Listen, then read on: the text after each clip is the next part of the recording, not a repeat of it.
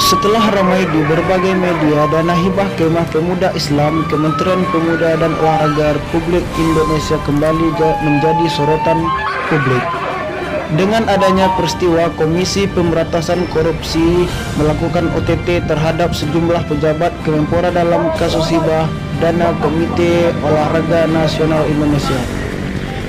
Hal ini merupakan sebagian alasan yang membuat pimpinan Pusat Pertahanan Ideologi Syarikat Islam dan pengurus besar Syarikat Mahasiswa Muslim Indonesia melakukan aksi unjuk rasa di kantor Kementerian Pemuda dan Olahraga Republik Indonesia, Jakarta, Jumat 4 Januari 2019.